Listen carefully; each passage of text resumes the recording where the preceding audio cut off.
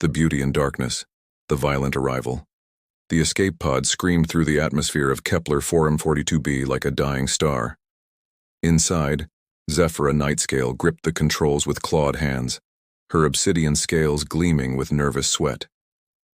Warning. Lights bathed her angular face in crimson as the heat shields groaned under the violent entry.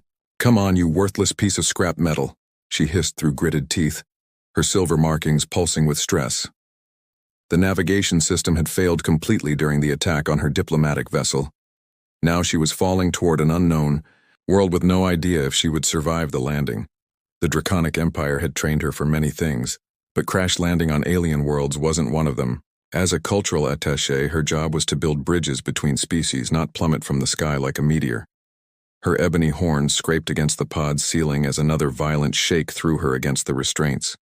Through the viewport, she caught glimpses of purple vegetation and strange crystalline formations dotting the landscape. In the distance, the lights of what appeared to be a settlement twinkled like scattered gems. If she could just reach them, perhaps she could find help. The ground rushed up with terrifying speed. Zephyra closed her eyes and whispered a prayer to the ancient flames, the old gods her grandmother had taught her about in secret. The impact came like the fist of a giant, throwing her forward as metal screamed and tore around her. Hostile. Welcome. When the world stopped spinning, Zephyra found herself hanging upside down in her restraints, copper-colored blood trickling from a cut above. Her eye. The pod had gouged a deep furrow through the alien soil before coming to rest against a cluster of twisted metal trees that sparkled with an inner light. She freed herself carefully, gathering her few possessions: a medical kit, water purifier, emergency rations, and her ceremonial sidearm. The external readings showed the atmosphere was breathable, though thinner than she preferred. At least she wouldn't suffocate. The settlement she had spotted during her descent lay several kilometers away across rolling hills covered in that strange purple vegetation. As she walked, Zephyra tried not to think about how the other residents might react to her appearance. Her kind were known throughout the galaxy as fearsome warriors, despite her own peaceful profession. The settlement turned out to be a rough mining outpost, its buildings a mixture of prefabricated structures and more permanent constructions carved from local stone. The main street was dusty and narrow, lined with establishments that catered to workers and traders passing through this remote system. Zephyra approached what appeared to be a cantina, its entrance marked with universal symbols for food and drink. She steeled herself for the inevitable reaction and pushed through the door. Conversation died instantly. Every head turned toward her, and she saw the familiar expressions of fear and disgust wash over the faces of the patrons. A massive four-armed Gorvani behind the bar dropped the glass he was cleaning, his primary hands reaching instinctively for the shock stick at his belt. "We don't serve your kind here, dragon," the bartender growled, his species' natural hostility toward draconics evident in every word. "Try the wilderness. I hear it's lovely this time of year." Cruel laughter rippled through the crowd. Zephyra kept her composure despite the familiar sting of rejection. "My ship crashed. I only need shelter and a way to contact my people I can pay." "Don't want your credits," the Gorvani spat. "Just want you gone before you scare away my customers." The unexpected defender. Before Zephyra could respond, the cantina door slid open behind her. A tall human male entered, his dark hair slightly disheveled and his brown eyes quickly assessing the tense situation. He wore practical work clothes that marked him as some kind of technician or engineer, and there was a quiet strength in his bearing that commanded attention. "What's the problem here, Brutus?" the human asked, his voice calm but carrying an edge of authority. "No problem, Marcus," the Gorvani bartender replied, though with noticeably less hostility than he had shown Zephyra. "Just explaining to our scaled friend that this establishment has standards." Marcus Rivera looked from the hostile crowd to Zephyra, taking in her battered appearance and the dried blood on her face. Something flickered in his eyes, not fear or disgust but curiosity and concern. "Looks to me like someone who needs help," Marcus said simply. He stepped forward and extended his hand to Zephyra. "I'm Marcus Rivera. What's your name?" Zephyra stared at the offered hand in shock. In all her travels throughout the galaxy, no non-draconic had ever shown her such casual acceptance. Zephyra, she managed, taking his hand carefully. His skin felt warm against her scales, his grip firm and confident. Well, Zephyra, how about we get you somewhere safe? You look like you could use medical attention. The cantina remained silent, as Marcus led her back outside. The night air of Kepler 442b was cool, and carried the faint scent of ozone from the crystalline formations scattered throughout the landscape. Don't mind them, Marcus said once they were away from the cantina. Frontier settlements tend to be suspicious of outsiders, especially those who look different. You mean especially terrifying monsters, Zephyra said with bitter humor. Marcus stopped walking and turned to face her. Is that what you think you are? The question caught her off guard. It's what everyone else sees. Then everyone else is blind, Marcus said with quiet conviction. Come on. My workshop isn't far and I've got proper medical supplies. Safe haven. Marcus's workshop was located on the outskirts of the settlement, a modest building that hummed with the sound of various machines and electronics.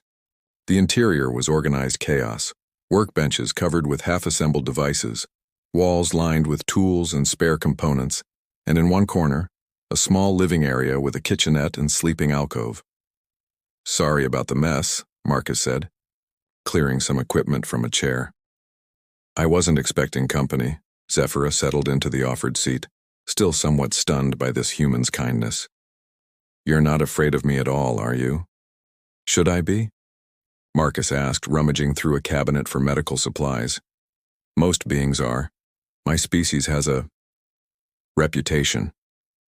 Marcus returned with a medical kit and began cleaning the cut on her forehead with gentle, skilled hands. Reputations are often just stories people tell themselves to avoid thinking too hard about the truth. And what's the truth? Zephyra found herself asking, mesmerized by his careful ministrations. That you're someone who's had a very bad day and could use a friend, Marcus replied, his brown eyes meeting hers. Beyond that, I figure you'll tell me what you want me to know when you're ready. The simple acceptance in his voice made something tight in Zephyra's chest loosen. When was the last time someone had looked at her without immediately cataloging her as a threat or curiosity? I was part of a diplomatic mission, she found herself saying. Cultural exchange between the Draconic Empire and the Terran Federation. Pirates attacked our convoy and the captain ordered non-essential personnel to evacuate. Non-essential? Marcus raised an eyebrow. You're a diplomat. That seems pretty essential to me. Zephyra's scales flushed with warmth at the casual respect in his tone. I'm just a cultural attaché. The real negotiations were handled by others. Still important work, Marcus said, applying a healing gel to her cut. Building understanding between species takes courage. Courage, Zephyra repeated softly. My family would laugh at that. They think I chose the path of a coward by pursuing diplomacy instead of the warrior traditions. Marcus's hand stilled. What do you think? I think there's more strength in building bridges than burning them, she said, surprised by her own honesty. But sometimes I wonder if I'm just fooling myself. The fact that you're here trying to build those bridges despite how others react to you tells me everything I need to know about your courage, Marcus said firmly. Growing connection as Marcus prepared a simple meal, they continued talking. Zephyra found herself sharing stories of her homeworld, its crystalline cities and floating gardens, while Marcus spoke of Earth and humanity's rapid expansion into space. Humans are remarkable, Zephyra observed, accepting a bowl of synthesized protein stew that tasted far better than she expected. Most species take centuries to adapt to interstellar society. You managed it in decades. We're stubborn, Marcus said with a self-deprecating smile. When we want something, we don't give up easily. Is that why you're here on this remote world? Human stubbornness? Something flickered across Marcus's face too quickly for her to identify. Something like that. I needed a change of scenery. As the night deepened, Zephyra found herself relaxing in a way she rarely did around non-draconics. Marcus treated her not as a curiosity or threat, but simply as a person. He asked thoughtful questions about her culture without prying, shared stories that made her laugh and never once seemed put off by her alien appearance. "Can I ask you something?" she said, eventually curled in the chair with a warm cup of earth coffee Marcus had prepared. "Anything. Why aren't you afraid of me? Honestly. Most beings see a draconic and assume we're violent, primitive, dangerous." Marcus considered this, his expression thoughtful. "I've traveled enough to know that appearances rarely tell the whole story. Besides," he added with a smile that made her scales tingle, "I've always been attracted to beautiful things that others overlook." The sincerity in his voice took her breath away. "Beautiful?" "Extraordinary," Marcus corrected, his gaze intense. "Your scales catch the light like polished obsidian. Your markings are like silver lightning, and your eyes—" He trailed off, shaking his head. "Has no one ever told you how beautiful you are?" Zephyra felt heat rise in her cheeks, her scales shimmering with the draconic equivalent of a blush. "Not outside my own species." "Then they weren't looking hard enough," Marcus said simply. The air between them seemed to thicken with possibility. Zephyra found herself drawn to this human who saw beauty where others saw only monstrosity, who offered kindness without expecting anything in return. "Marcus," she began, then stopped, unsure how to voice what she was feeling. He seemed to understand anyway. Rising from his chair, he crossed to where she sat and gently took her clawed hands in his. "I know we just met, and I know we're from different worlds, but sometimes the heart doesn't care about logic," Zephyra finished softly. When he leaned down to kiss her, she met him halfway. His lips were soft against hers, warm and gentle. The kiss deepened, and with it, barriers began to fall.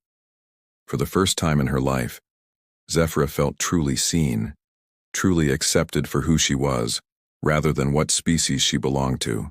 As they broke apart, breathing heavily, Marcus rested his forehead against hers. "Stay with me tonight," he whispered. "Let me show you how beautiful you really are." Zephyra's answer was another kiss, deeper this time, full of promise and possibility. Whatever tomorrow might bring, tonight she had found something she had never dared hope for: acceptance, understanding, and perhaps even love in the most unexpected place. The beauty in darkness.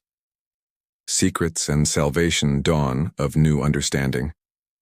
Zephyra woke to the gentle hum of Marcus's workshop equipment and the warm sensation of strong arms wrapped around her. For a moment, disorientation clouded her thoughts. The unfamiliar ceiling, the soft bedding beneath her scales, the steady breathing of another being beside her. Then memory flooded back, bringing with it a warmth that had nothing to do with her species' natural body temperature. She turned carefully, in Marcus's embrace, studying his peaceful face in the morning light filtering through the workshop's skylights. His dark hair was tousled, making him look younger, more vulnerable. Even in sleep, one arm remained protectively around her waist as if he feared she might disappear. The night they had shared transcended anything in Zephyra's experience. Marcus had worshipped her body with reverent hands and gentle lips, tracing the patterns of her scales as if they were precious artwork. He made her feel not like the monster others saw, but like the goddess her grandmother used to say she resembled in ancient draconic legends. "Good morning, beautiful," Marcus murmured, his eyes opening to find her watching him. His voice was rough with sleep, sending pleasant shivers down her spine. "Good morning," she replied, her own voice softer than usual. "Did you sleep well?" "Better than I have in months," he admitted, pressing a gentle kiss to her forehead, careful of the sensitive ridges there. "How are you feeling? Any pain from the crash?" Zephyra stretched languidly, testing her body's responses. The healing gel Marcus had applied worked remarkably well, and her draconic constitution had handled the rest. "Much better. Your medical skills are impressive for an engineer." Something flickered across Marcus's face, too quick to interpret. "You pick things up when you work in remote locations. Never know when proper medical help might be days away. shared a quiet breakfast of synthesized proteins and native Kepler fruits that Marcus had somehow modified to be safe for draconic consumption. The domesticity of it struck Zephyra as surreal. Just yesterday she had been fleeing for her life through space, and now she sat sharing morning coffee with a human who looked at her like she hung the stars. "We should check your crash site," Marcus suggested as they prepared to leave the workshop. "Might be able to salvage some communications equipment, get a message to your people." Zephyra nodded, though part of her was reluctant to take any step that might lead to leaving this place, leaving him. "The site isn't far from where you found me." Disturbing discoveries. The crash site looked even worse in full daylight. Zephyra's escape pod had carved a deep scar through the landscape, leaving twisted metal and scorched earth in its wake. But as they approached the wreckage, Marcus stopped abruptly. "Someone's been here," he said, his entire demeanor shifting from casual companion to alert professional. His eyes scanned the area with practiced efficiency, noting details that Zephyra had missed. "Scavengers?" she asked, though even as she said it, she could see the methodical nature of the disturbance. "No." Marcus crouched beside clear boot prints in the alien soil. "These are military-grade boots, and look at the pod." He pointed to the escape pod's exterior panels, which had been removed with surgical precision. This wasn't random looting. Someone was looking for something specific. A chill ran down Zephyra's spine as they examined the extent of the tampering. The communications array had been completely dismantled, key components removed. The navigation system was similarly gutted, and most disturbing of all, the emergency beacon had been deliberately disabled. "Marcus," she said quietly, "I need to tell you something." He turned to face her, his brown eyes serious. "What is it?" "The attack on our convoy wasn't random piracy. I think someone wanted specific members of the diplomatic mission eliminated, or captured." She took a shaky breath. "And I think I was specifically targeted for removal." Marcus was quiet for a long moment, processing this information. When he spoke, his voice was carefully controlled. "What makes you think that?" "The evacuation orders came too quickly, too specifically. I was hustled into an escape pod before I could grab most of my personal effects or important documents. And now this." She gestured at the systematically stripped wreckage. "Someone knew exactly what to look for." "We need to get back to the settlement," Marcus said urgently. "If someone's hunting you, being out in the open isn't safe." As they hurried back across the purple-tinged landscape, Zephyra found herself studying Marcus with new eyes. His movements were too controlled, too aware of their surroundings. His knowledge of tactics and technology went beyond what a simple engineer should possess. "Marcus," she said carefully, "who are you really?" Revelations and danger. Marcus stopped walking, his shoulders tensing. For a moment, Zephyra thought he might deflect the question, but then he turned to face her with an expression of resigned honesty. "My name really is Marcus Rivera," he began. "But I'm not just an engineer. I'm Intelligence Division, Terran Federation. I've been monitoring this sector for unusual activity related to the peace negotiations." The words hit Zephyra like a physical blow. "You're a spy?" "Yes," Marcus said simply. "But Zephyra, everything between us last night, everything I said about you being beautiful, about caring for you, that was real. That is real." "How can I believe that?" she asked, her scales darkening with distress. "How do I know this isn't all part of some operation?" Marcus stepped closer, his hands raised in a gesture of peace.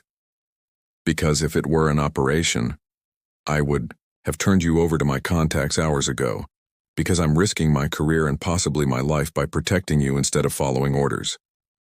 "What orders?" "To observe and report. When your pod crashed, my superiors wanted me to make contact, assess what information you might have, and arrange for discreet extraction." Marcus's voice was tight with emotion. "But then I met you, and everything changed." Before Zephyra could respond, the sharp whine of energy weapons filled the air. Marcus tackled her to the ground as glowing bolts sizzled through the space where they had been standing.